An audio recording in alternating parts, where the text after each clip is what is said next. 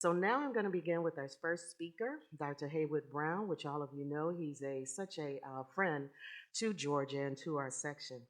Just to let you know, we have such an illustrious group of speakers this morning. Their bios and CV would take me hours to read, so even the synopsis is much longer than most.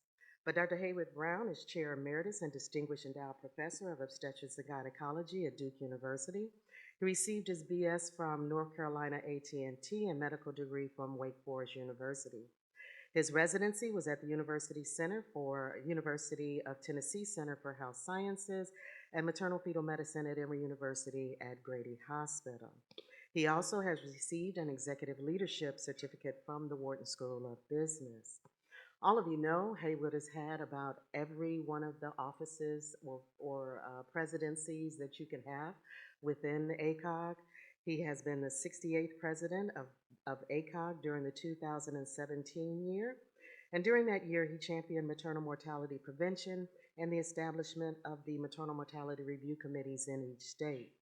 Additionally, he is past president of SMFM, of APCO, of CREOG, and AGOS. He is currently the co-principal investigator for the Alliance for Innovation on Maternal Health Postpartum Community Care Initiative, and he also serves on several boards, including the Merck for Mothers Global Health Advocacy Advisory Board. So I want to welcome to the podium Dr. Haywood Brown to talk about revamping prenatal and postpartum care delivery in an era of telehealth and remote monitoring. Great, thank you.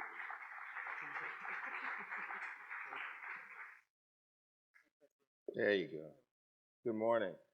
Good morning, Georgia. How are you? Good morning, friends and colleagues from Georgia. This is still one of my favorite meetings, and I've had the opportunity to kind of come many times, even though, this is part of my original district, because District 4 is where I was elected president from. And, of course, my mentor was Dr. Lorella Klein, who and I was a fellow, and really kind of launched my whole ACOG initiatives. That was a long time ago. But unfortunately, when I was inducted as president, she was not able to attend because of her health. But so for she and Dr. Hammond, what we did was teleconference them in so they literally could see me actually present. And I couldn't believe that they were able to do that. So anyway, what I'm going to do is kind of follow up a theme that I've been working on for probably at least 2 decades. And this is just a continuum of care.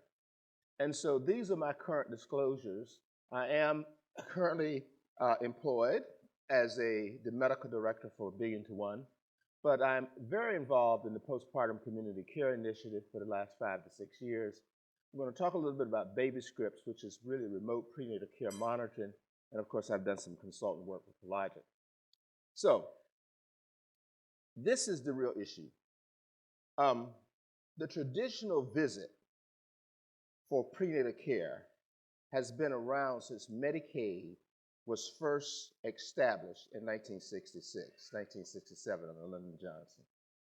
So the reality is this whole idea of 12 to 14 in-person visits, regardless of individual risk, has been around for 40 plus years, 50 years. Hadn't changed a whole lot. So targeted prenatal care paradigms was something we started talking about at least 15 to 20 years ago. If you look at the data, and the military has done this for years, there's equivalent maternal and neonatal outcomes for positive care experiences with targeted visits between 6 and 10 visits for the average risk individual who does not have any medical complications. And so these recent publications, really by the people who wrote the document that just got published, Dr. Peel, for instance, and the Michigan experience, really was about 5 years ago. But this is a continuum of care that we've known for quite some time. And so the Kudlachak criteria for adequate prenatal care is about 7 visits. So even in my own clinic, when I used to tell a person that they come in for your ultrasound at 16 weeks, I'll see you again at 22 weeks. as opposed to seeing you again at 20 weeks. It was something that we were doing a decade ago. And especially when I was at Duke, because the reality was I'm taking care of a professor who wanted to be high risk but really wasn't. And I would say to her, I said, okay, you don't need to come back. And I was taking care of one of my anesthesiology colleagues at one time, and I kept telling her, I said, you know, if you don't show up for a few visits, you're going to end up having to get drug screened like the rest of the patients do when they show up for prenatal care. Because I was doing most of her prenatal care in the cafeteria when I'd see her at lunch, or when she was doing her anesthesia for one of my cases. So OB and maternity care professions must tailor the visit frequency and monitoring schedule as determined by the medical and social needs of their patients. And so we're going to talk a little bit more about that as we go through. So this is the document that ACOG finally got out. And this was published in May 2025 about tailored prenatal care delivery for pregnant individuals. But this work has been going on for about 15 years or longer. Many of us have already been doing it in our practices. The challenges that we had with risk management. Say, oh my God, if the person doesn't come in for the visit and something happens, da-da-da-da-da. But the military has always done this. And a number of other programs have already done it, where they tailored the number of visits to meet the needs of the patients. Because keep in mind that gestational diabetics and all those other people are going to have to come in for more visits. But for the normal patient, they clearly do not have to. We learned a lot of this also during COVID. Because let's face it, the telemedicine task force that we did in 2017 came into rapid use, in fact, for postpartum care and for prenatal care. So here's the issue. 3.7 million births annually. Thousands experience pregnancy loss and stillbirths. So you think about another million who have miscarriages.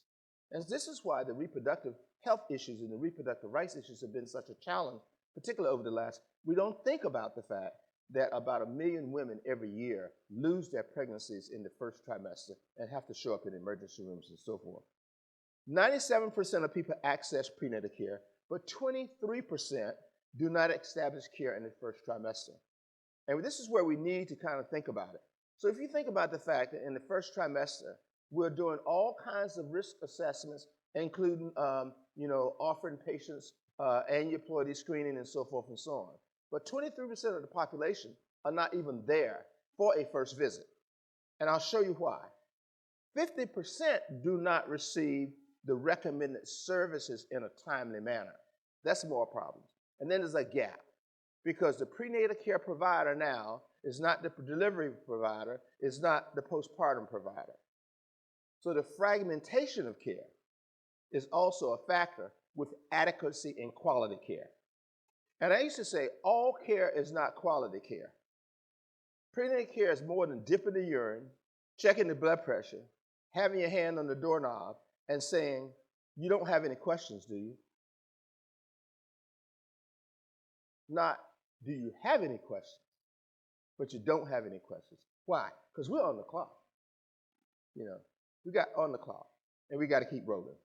So barriers, marginalized individuals, socioeconomic status, it still comes down to money, geography and access to care, and then a poor care experience.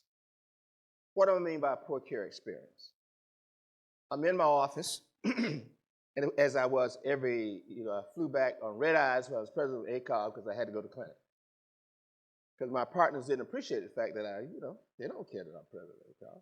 They wanted me to get back and do my clinic. And so when I'm in the clinic and I'm there and a patient's late, she's high risk, she may have been a consult referral. And someone from the front desk would walk out and say, this patient showed up 15 minutes late. Do you still want to see her? Well, I said, I'm still here. I'm going to still be doing epic charts until 6 o'clock in the evening. I said, of course I still want to see her. They didn't ask whether she had to take 2 buses. They didn't ask whether she came from Fayetteville on Greyhound.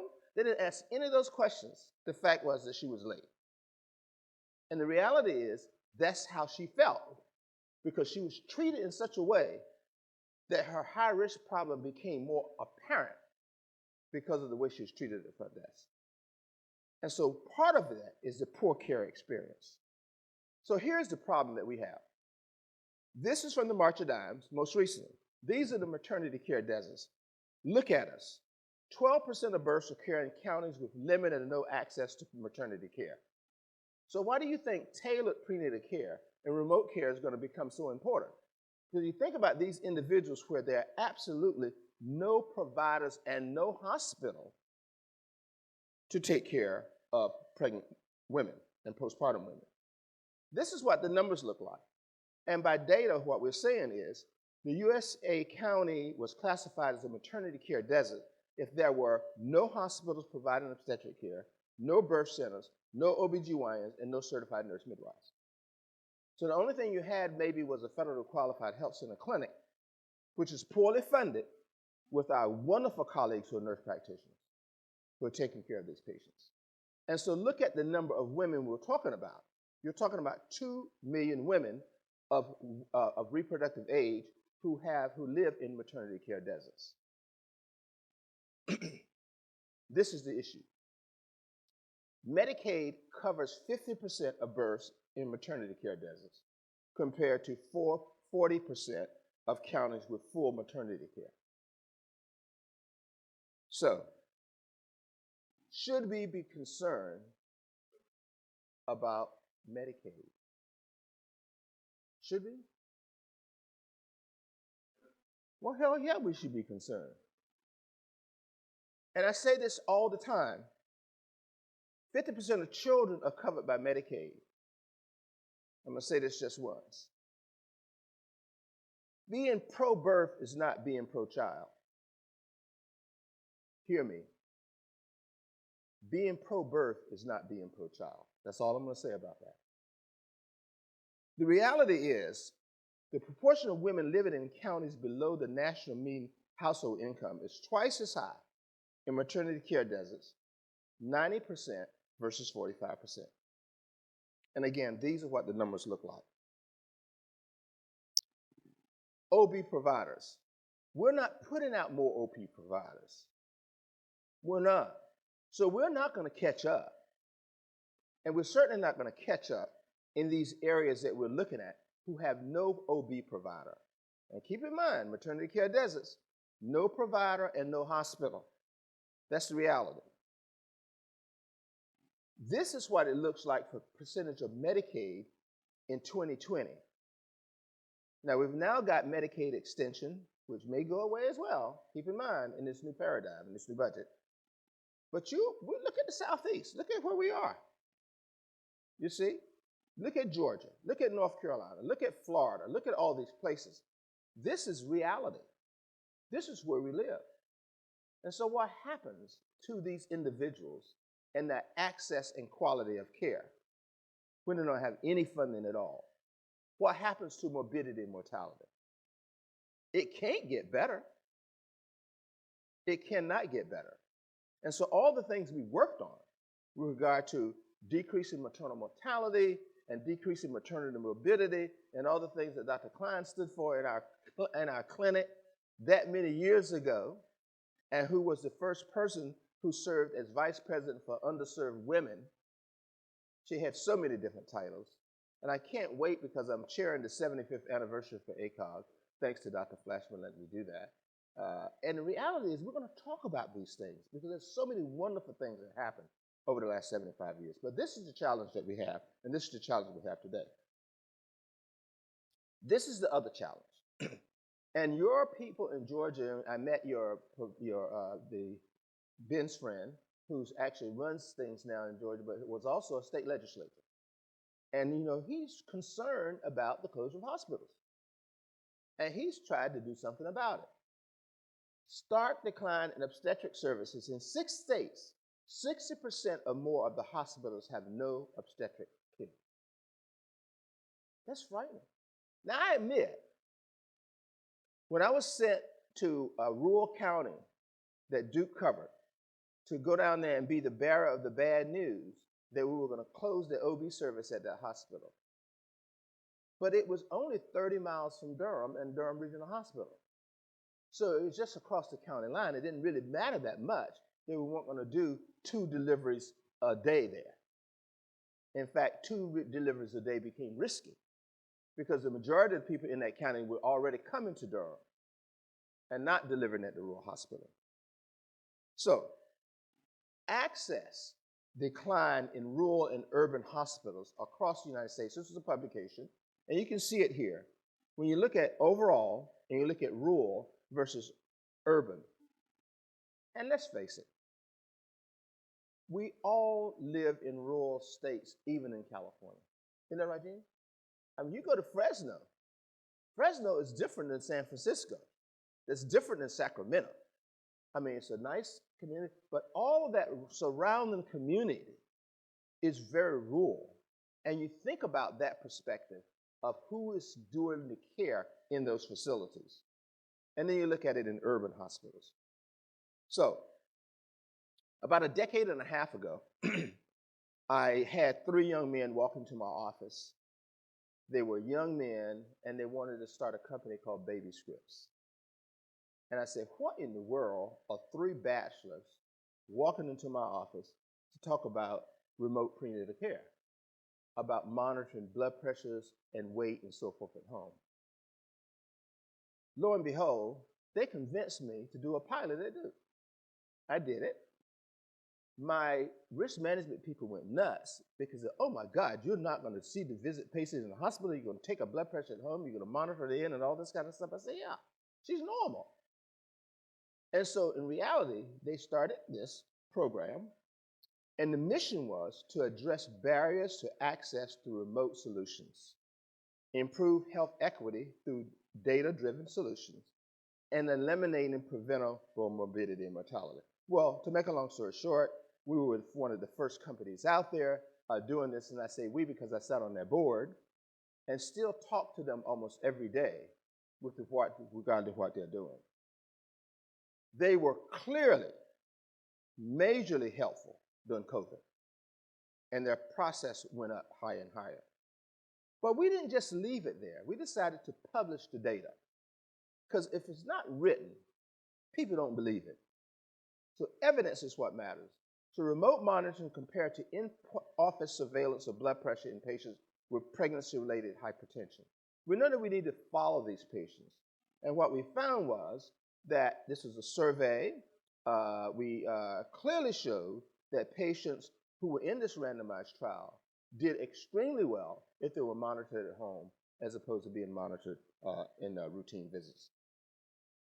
The other thing that we showed was this, and this was published in the Green Journal in 2023. The percentage of women, whether they were induced or whether they were in-office monitoring, the mode of delivery, the discharge on oral hypertensive medication, were all pretty much equal regardless. But monitoring remotely as opposed to in the office, primary outcome, blood pressure attained within 10 days postpartum, look at I mean, it's a big deal. It was a big deal. So 91% were discharged with the appropriate instructions for their blood pressure when they were monitored at home. And so when our discharge bundle came out as to from ACOG, and this is why I'm so anxious about the AIM stuff, is because when that discharge bundle came out, it really made a big difference in how patients were taken care in the postpartum period. This was another publication from us that looked at remote gestational weight gain monitoring in low-risk U.S. populations. When patients were monitoring their own weight, they had a tendency to be more consistent with the Institute of Medicine guidelines for weight gain. They followed the guidelines much better when they were getting on the scale every day themselves and said, oh my goodness, I shouldn't have had that dessert last night, you know. But I'm going to be just like my mother. When my mother turned 80, she decided that, she said, live life to the fullest, eat dessert first. And she said, I said, what? And my sister said, well, you give mom her dessert, she's not going to eat dinner. I said, the woman's 80. If she wants to eat dessert first. It's okay. And she was a great cook, and she made great desserts. I understand why. But the other issue was this. When we looked at remote gestational weight gain monitoring in this large, low-risk population, patients who were highly engaged in the mobile app had increased adherence to the guidelines. And that's basically what we're talking about. A larger proportion of highly engaged patients adhere to the guidelines compared to women who are not, 12.7% versus 6.8%. So again, remote apps. And I want to say, and Ben is in the room there, you know, I had two task forces. Ben was on the telemedicine task force in 2017. We published that. And of course, we also had the postpartum task force. So I was lucky because I went in there with the ideas of what I wanted to accomplish. And we got them done. And we were amazing. And it was great. But it was with a great team. So on average, participants also lost weight more consistently in the postpartum period if they were tied to the app. And that's also powerful. So care coordination. That's all the AIM postpartum bundle is about, is care coordination. 87.5% of scheduled appointments were attended and rescheduled. The average number of routine prenatal visit appointments was 7.4 compared to the practice of 3.2. Now, this is an underserved population. But the other thing that people understand is cost. So this is the cost analysis paper that we're doing and published in the Green Journal in 2016. Notice when this was published, in 2016. We realized the benefit of reduced visits in the prenatal period and the cost savings. Now I say it's important because if you think about the fact, and trust me, most patients who are pregnant on Medicaid actually do have a job, regardless of what you hear. Don't you agree? But they only have one car. Someone has to get home in time to pick up the kids from school. And so when they have to drive 20 to 30 miles to go for that visit and be there half a day, that's a big deal. And so the cost savings, number one, by them not coming in for that visit, is significant.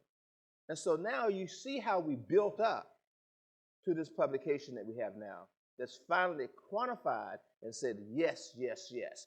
Every person doesn't have to show up 13 times. Now, many of you know that I was at Duke for many years, and my partners at the Duke Medical University of Singapore was part of our deal. We had National University of Singapore. This is one of my colleagues there, TC Tan. TC is a brilliant OBGYN, mostly a gynecologist, but he's a great obstetrician. And so we've come up with this device, which is remote antenatal testing. Non-stress test for low risk for patients at home, laying down, relaxed, or even at the office in the lounge. You know, go in and I've got to get my NST because I got to work. So we are now doing, this has been launched in Singapore and many of the Asian countries already. TC is the founder of this, and it's basically the same device that you put on the patient in the hospital. So we're doing two pilots here right now. We have one that's going on at the Brigham and the other one that's going at Cedars. And so the idea of this in our rural access to care issue is powerful. You add this to your monitoring. And people will say, what are you going to do about a D-cell? Well, most people who get NSTs don't need them anyway.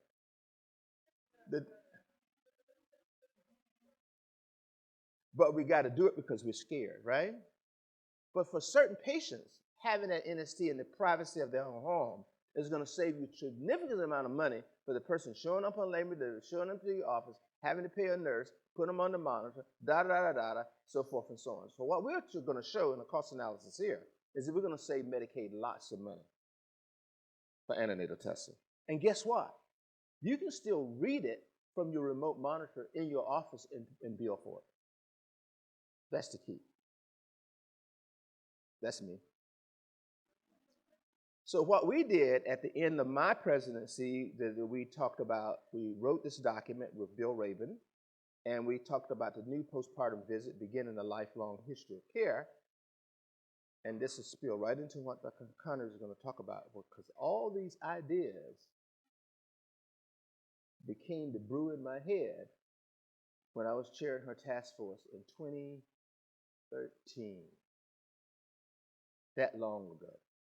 I'd already established the theme of my presidency when I became president-elect in 2016 because it was already there. Bam, bam, bam. It's been a continuum. It's been a journey. And so when you see what's happening now in 2025, that's just a continuum over the last decade or so. This is the difference in what I was talking about. The fourth trimester, the challenges, and what we needed to deal with. So I started this journey in my own clinic. I was always experimenting. The residents didn't know why I was having them come, and I couldn't get anybody, any high-level resident to work with me. I was the department chair, right? So it was the intern and the medical student, and we were there doing the postpartum follow-up at 2 weeks and 3 weeks. Until I started letting the medical students and the intern put in all of the Nexplanon. Then all of a sudden, people want to come to my clinic. Oh, so you want to, oh yeah, we can't be letting the intern have all that fun. I said, but the reality is we're not doing pelvic exams anyway on people. So we were there to do the things that mattered. We were there to talk about recovery, lactation, contraception, mental health, perinatal rehab, labor outcome and complications, chronic conditions, and long-term health. That's what we were doing. We were doing an Edinburgh postpartum depression screen because we were able to do that. We could actually do it remotely when the patient came in. But the bottom line was this is what our paradigm was. And yes, we did all those things. And we also had something called the Pregnancy Medical Home in North Carolina, which means that the providers, this was started by Kate Menard and a number of us who went to Medicaid, and we were able to get an extra $150 for the provider if the patient came in for her postpartum visit. Now we've kind of codified this with Medicaid extension. But the reality is, and I'll ask you what your own experience is. Keep in mind with the bundled payment, once the delivery occurs, you've already been paid for the postpartum visit. So our incentive is whether the patient showed up or not was, okay, who's going to call the patient who showed up and she didn't show up and you weren't going to get paid anyway? But you'd already been paid. And so the reality is, by unbundling this, and even a little bit of extra money was an incentive for the provider, but it also was an incentive for the patient. So this brings me to my project, which we've supported now for the last 6 years, and this was Community Strategy to Support Overall Health of Pregnant Individuals, and this was AIM. We were just in DC for our AIM program for postpartum care, and we were told that we would not be refunded. We also know that we're not going to accept the funds from AIM. We're not reapplying for funding for AIM for ACOG. But what happens to the community support programs? Quality improvement initiatives to support best practices that make birth safer, improve maternity health outcome, and save lives. That's what AIM is all about with the safety bundles. And of course, our post-charge discharge transition bundle that you should have been doing in the hospital was transitioning the person from delivery care to postpartum care by concentrating on these issues. And this is what we were doing with our postpartum AIM project.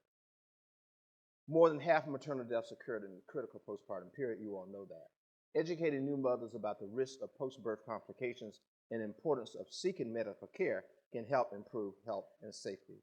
And so when we were at ACOG this year, talking about postpartum maternal death, right? And talking about engaging the emergency physicians and so forth and so on, this is all the continuum of care of things that we need to be dealing with. Important incorporating education. So this is what we were about. Postpartum warning signs. A1 did it. They did interventions in 100 hospitals in 37 states. Timeline was in 2015 and 2023. 11 states passed policy discharge education requirements for discharges. The example was in New York, and it's translated into more than 20 languages. 20 languages, because let's face it, the population is very multicultural. You may not want it to be. Some of you may not.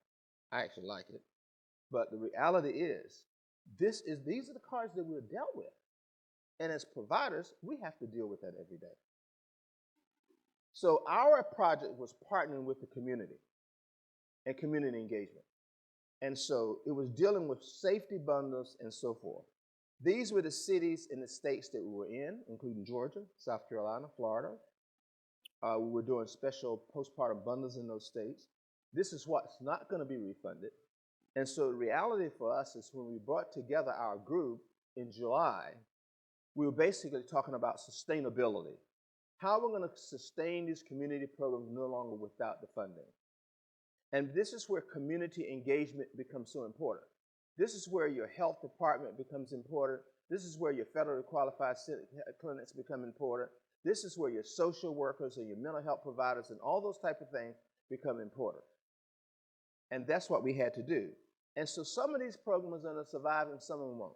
I have no doubt the place in Michigan is going to survive. I have no doubt that the California people are going to do fine. I have no doubt that the Georgia people are going to do fine.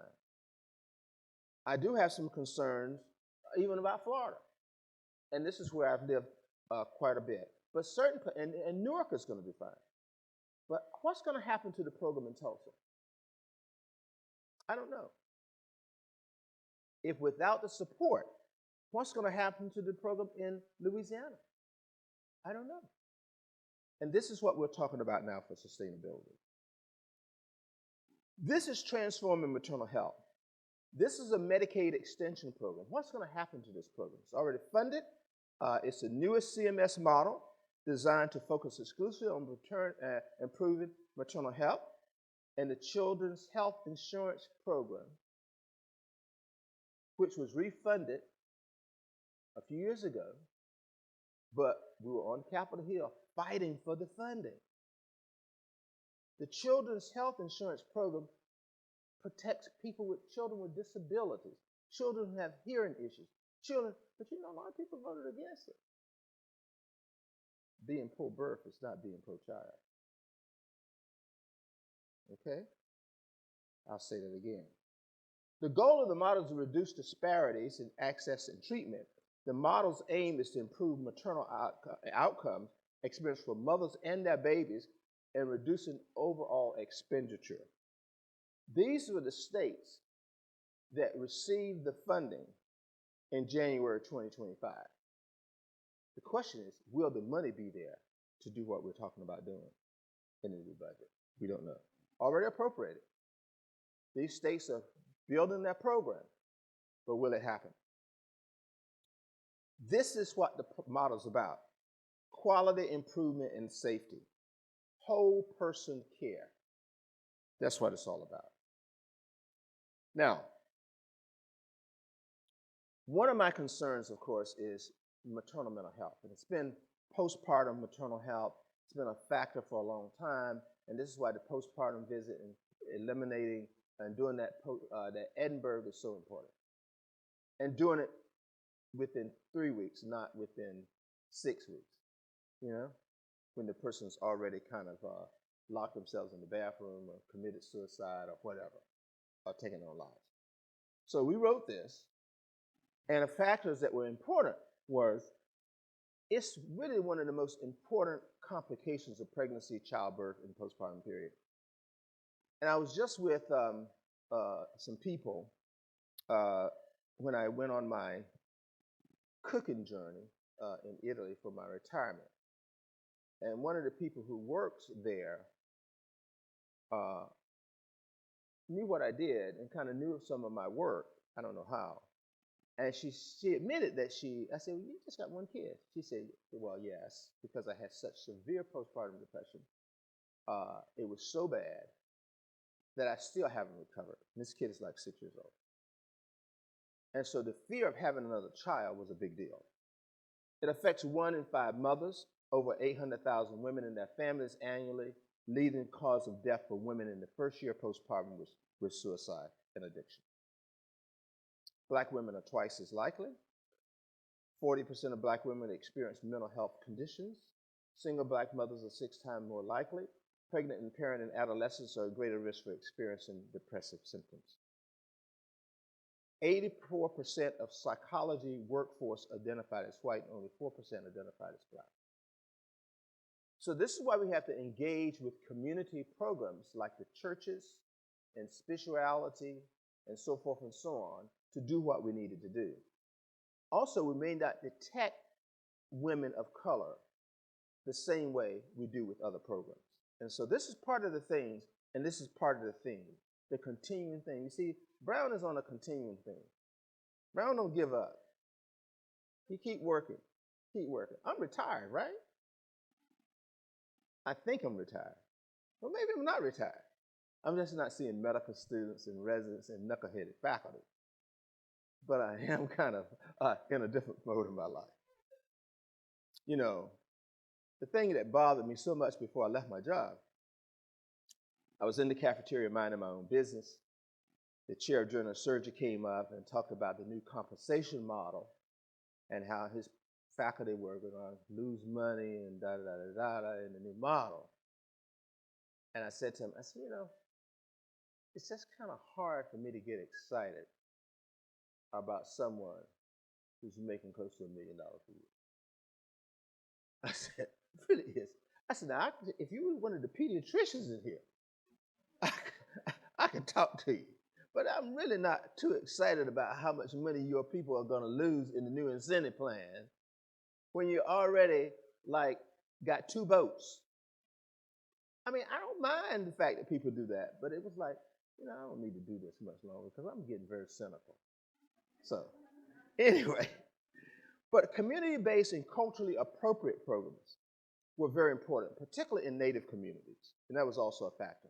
So the policy recommendations were here. Community navigating by partnering with spiritual communities. This is part of the things that we did for mental health. Cultural awareness and community engagement with navigators. Birth control in general makes me really weary because it's meant to keep people like me from procreating and having more of us, right?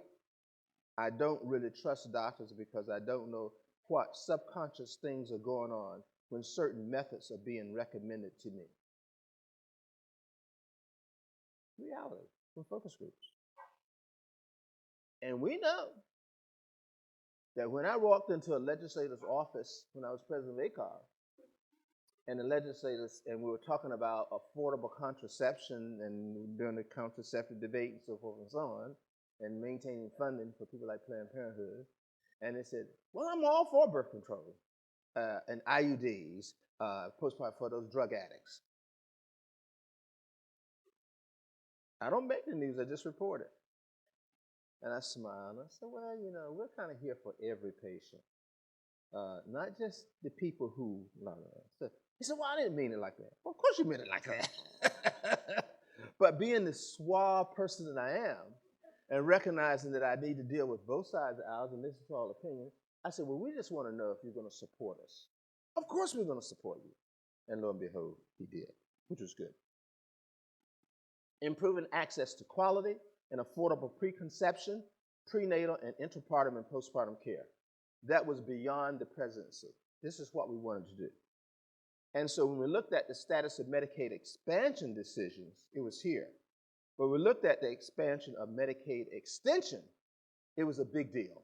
And Medicaid extension occurred as a continuum, and it's all part of the whole cascade of events that Dr. Congress set in place in 2013, 2014.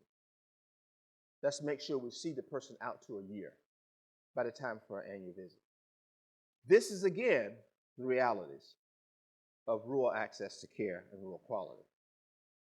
Stopping the loss of rural maternity care is a big deal for us. What's going to happen in the new paradigm, we don't know. So here we were in 2018 with the initiative. We initiated new medical guidelines for postpartum care, saying that ongoing attention rather than a single encounter with medical professionals earlier than they needed. And lo and behold, we were able to do this and boost it. And Florida was one of the first non-expansion states to do Medicaid extension 12 months postpartum. And I went to the state legislature in Florida when I was still allowed to do that. I may not be allowed to do it anymore. But when I was still allowed, and met with my women from both sides of the aisle who understood what we wanted to do. And they said to me some good advice. They said, just don't say the word expansion. Say extension. And I knew what, and I said, well, what can you do to improve maternal health? You can let us see people until they're 12 months postpartum. Bam, bam, bam, pass like that. I was suave and debonair. Thankfully, I really appreciate that you got all these phone calls and so forth and so on. Well, that's what you have to do. You have to do that. You got to get involved locally. Expand, raise, extend. That's what we wanted to do. And this is what the analysis showed for the rationale for extension. 11,000 delivery discharges. The most common comorbidities were obesity, gestational diabetes, tobacco use, and hypertension. So if we're going to improve long-term health, we have to deal with those issues. So the summary of the document that was just published is here. Obstetricians and gynecologists and other maternal care providers should conduct comprehensive needs assessment, including medical, social, and structural drivers of health, ideally before 10 weeks, or when a pregnant individual first presents for care. Obstetricians and gynecologists and maternity care providers may individualize monitoring options for most routine parameters during pregnancy. You can use the tools you have to deal with these patients. You don't need to, make your own paradigm. When I was doing this 10 years ago and telling the professor that I'll see you at 6, you came in for her anatomy scan, I don't want to see you back until 22 weeks. Next time I see you, I want you to come in for your glucola, sometime between 26 and 30 weeks. It could be 4 weeks, it could be 5 weeks, or 6 weeks. You're normal. You may want to be high risk, but you're not. That was what we had to do. So we're automatically able to cut back on 2 visits or 3 visits. And that was okay. So now we've made this a reality. Sample components of maternal risk assessment, social drivers of health, these are the type of things that we're talking about. This is from the telemedicine task force that was also part of our publications that we did when we did this on our presidency. And again, we had the general considerations for telehealth right there. That was the key. This document needs to be redone. This is published in 2019. We have learned so much. I'm looking at Steve. He said, I'm on one thing, right? And I mean, come on. We can't reaffirm this because so much has happened. We learned so much during COVID after this. It's time for us to get it together and rewrite this document of the new paradigm for telehealth because it's very real. Finally, collaborate with local and statewide entities to ensure that women have access to equipment and community resources to manage chronic conditions. And so sending a person with a blood pressure monitor at home and follow-up is very key. Moms in need, it could save a life. Give home blood pressure monitors. People are doing this at fire departments, believe it or not, in different places. Do you know you can go in the fire department and get your blood pressure checked? Yeah. And I mean, we've got to exercise the resources that we have. Collaborate with pregnant persons to establish a plan to provide ongoing intervention. Provide discharge summaries, warning signs, contraceptive considerations, healthcare providers, name, contact information. And then, of course, the systems concerns we have here. Accountability, access to care, Medicaid extension. Those are what we were all about. Those are the things that we're doing. Take these new models and use them well. But the reality is, we cannot give up because we're going to have to take care of people anyway. Why not take care of them in the best manner that we have, whether they have resources or not? And if the hospital does close in that rural county, we need to partner with whatever clinic facility is there that's doing the prenatal care. And we need to be able to use telemedicine as best we can to make sure that our nurse practitioners who are in these clinics are being able to do the things they need to do in order for us to foster improving healthcare outcomes. Thank you all so much. This is so nice to be back in Georgia. I appreciate it.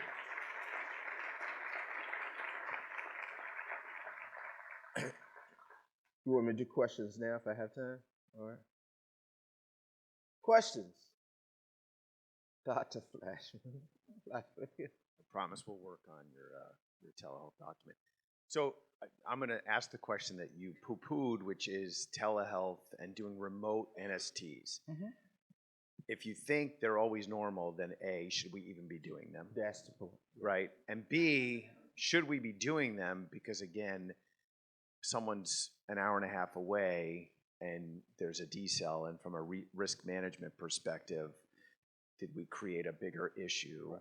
I mean, it's happening, so whether we know about it or not, it's still happening, I guess. But how do you handle that? I'm sure our risk management people would be panicked. Well, because our risk management people will go nuts about even not doing a prenatal visit and doing it remotely. Yeah. And they did 10 years ago. But here's the issue. When you think about NSTs, again, we know we probably do more than we need to do. But I'll give you a perfect example. I have a very normal, healthy patient who happens to be 40 years old. And the recommendations is I start doing NSTs on her, right? At 34, 35, 36, well, whatever. The reality is, if she has no growth restriction, she has no hypertension, she has none of those things, really I'm just monitoring the fact that she's at a high risk of stillbirth. And so the reality is, since you are actually getting this real time on the remote monitor that's coming to your office and you get a chance to read it, yeah, if it's non-reactive, you do what you do now. You have the patient come in and have a biophysical profile. But for most of the people who we do NSTs on, they're reactive and so forth. But you're going to pick up that one, and that's the idea of being able to pick up certain things.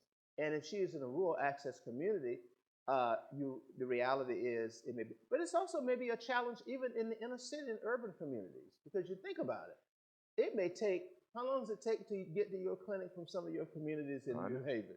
I mean, a person gets in the car, that may be, I just drove through there. Yeah. I mean, come on. It may take me an hour to get to your office. And so I hear it. I hear you. But again, this is pilots that we're doing now. And once we do the pilots, and once we get the data, I think we'll be able to share it a lot more. And keep in mind, we're doing this right now in 2 large cities. We're doing it in Boston and that whole community, and we're doing it in LA.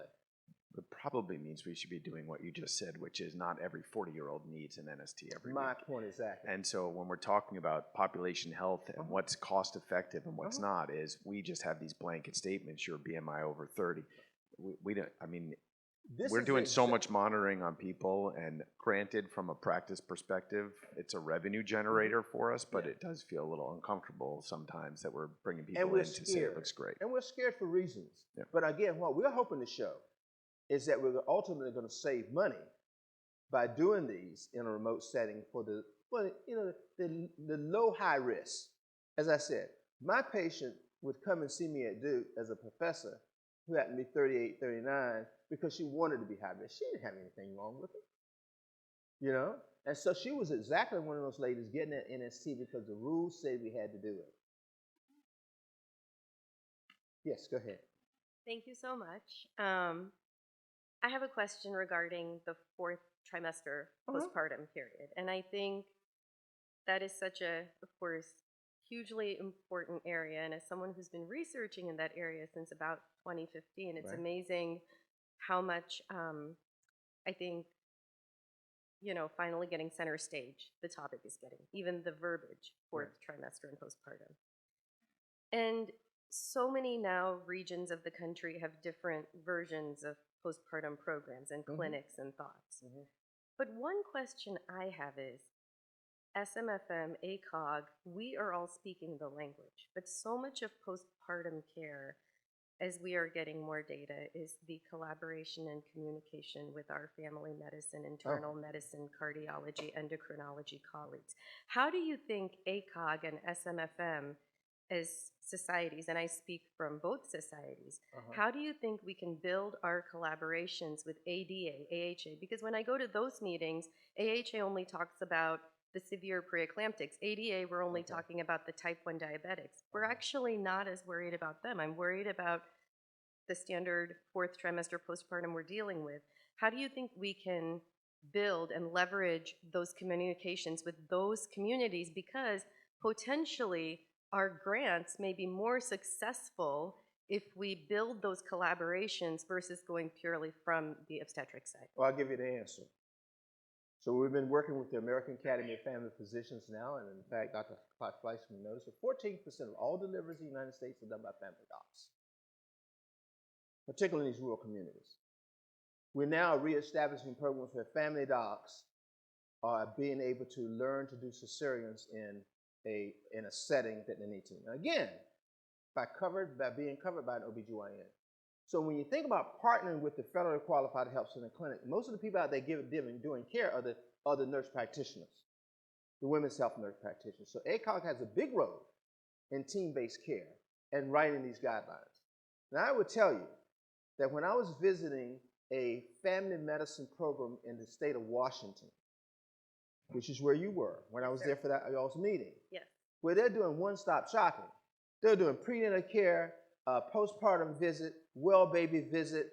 It's perfect. It's exactly the model that we want for making sure that we do things. So we have to engage this and recognize it, and recognize that these guidelines have to be with them as well. And so I presented at that meeting 2 years ago in Phoenix, and this was the product that we talked about, and it is the engaging care. And I remember we talked about the fact that we were raising the bar on well women's care as well. So yes, that's what's happening. And I think beyond family medicine, we've got to pull in cardiology into this mix. There's a group called the Cardio-Obstetrics Group. I can tell you they're alive and well. We have a clinic, and it's run by cardiologists as well as maternal fetal medicine people. And it's, again, another task force that was written during that time about engaging the obstetricians and the cardiologists in the leading cause for death in women is heart disease. Thank you so much. Thanks. I'm out of time, but I'm around. Thanks, Rick.